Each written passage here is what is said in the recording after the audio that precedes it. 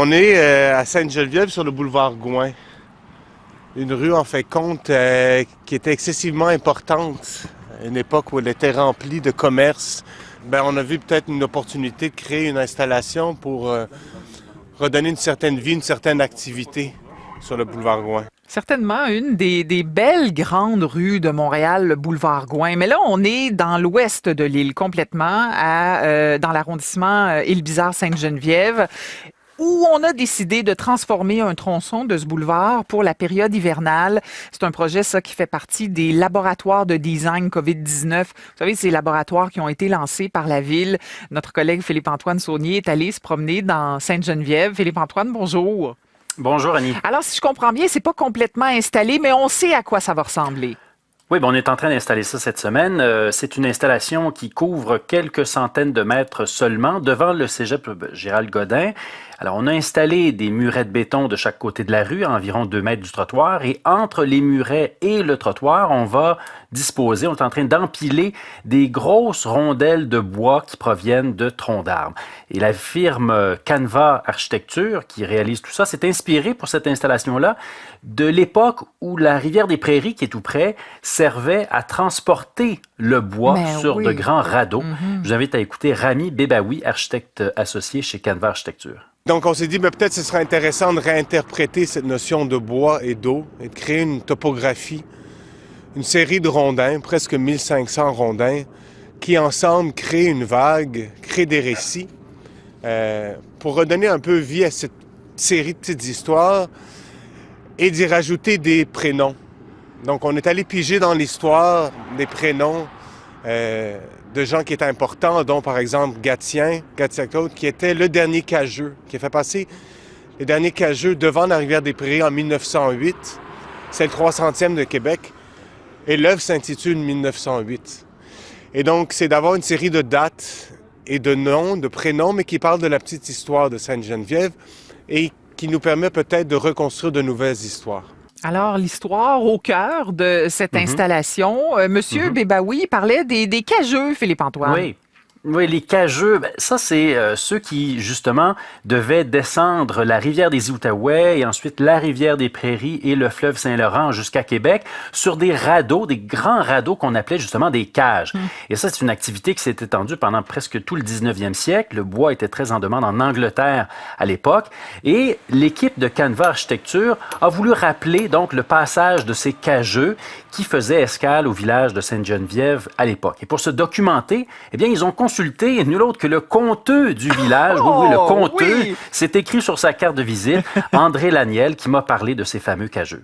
Écoutez, ces gars-là, ça venait de l'Outaouais, ça faisait des mois qu'ils étaient partis en forêt. C'est sûr que lorsqu'ils arrivaient à des endroits comme ici, ces gars-là, ils allaient dans les auberges. Et puis, ça fêtait un peu, pour pas dire que ça fêtait un brin. Et puis, on nous dit, vous savez, c'est une légende, on nous dit que Joe Monferrand faisait partie de temps en temps de ses voyages. Et puis, Joe, il avait toujours la manie de laisser sa marque, parce qu'il y avait des talons en fer sur ses bottines. Et puis, pour l'époque, il était beaucoup plus grand que la normale. Et lui, évidemment, il donnait un coup de pied au plafond. Alors, c'est là qu'on dit qu'il laissait sa marque de passage. Mais nous, on n'a aucune preuve, parce que ces auberges, on en avait 3 à l'époque, elles sont disparues avec le temps, le feu, enfin, ils ont été démolis pour être remplacés par d'autres bâtiments. On en avait à Sainte-Geneviève, on en avait à l'Île-Bizarre aussi. OK, donc on n'a pas la marque de Joe Monferrand, mais c'est ce qu'on raconte quand même. Alors, pour installer ça, Philippe-Antoine, il a fallu ouvrir la voie pour les piétons, donc réduire, j'imagine, les voies réservées aux automobiles, retirer des places de stationnement aussi? Oui, on a retiré une vingtaine de places de stationnement sur le boulevard Gouin. Puis, lorsqu'on a fait ça ailleurs à Montréal, ce genre d'aménagement-là, ça a quand même suscité des critiques, on l'a vu. Est-ce que ça va être le cas à Sainte-Geneviève? Le maire de l'arrondissement, Normand Marinacci. Il y a toujours une certaine crainte, mais jusqu'à date, de ce qu'on entend des gens, ça n'a pas semblé les déranger beaucoup.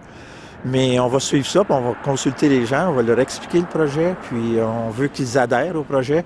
Comme vous voyez, c'est pas un grand tronçon, c'est un tronçon qui est pas très grand, donc qui devrait pas nuire à la circulation vraiment, là. comme vous avez remarqué aussi, la plupart des commerces ont leur propre stationnement. C'est pas comme dans le centre-ville, là où on stationne sur les rues, vraiment.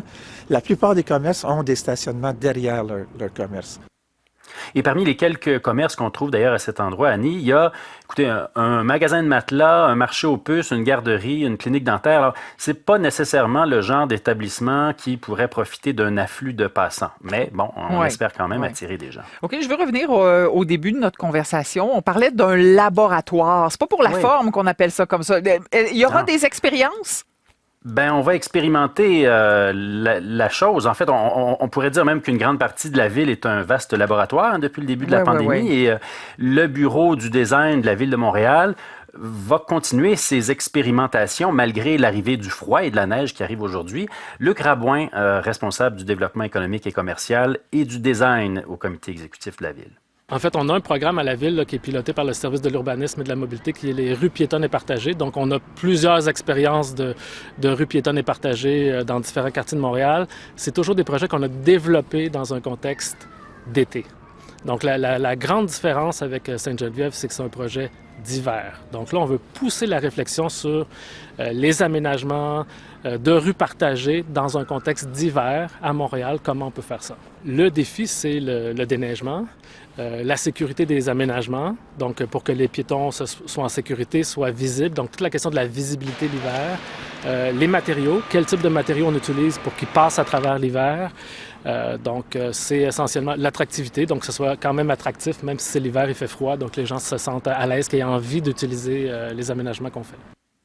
Alors, cette expérience-là va être documentée. Chaque semaine, il y a des gens qui vont aller voir comment l'aménagement sur Gouin survit à l'hiver, comment ça fonctionne, comment c'est perçu par la population. Et l'hiver a la particularité de s'arrêter un jour. Qu'est-ce qu'on fait après?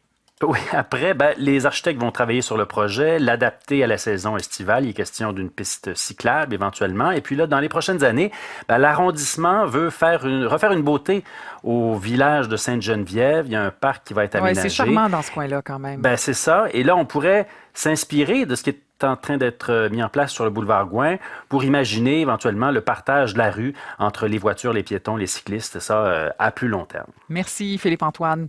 Merci beaucoup. Au revoir.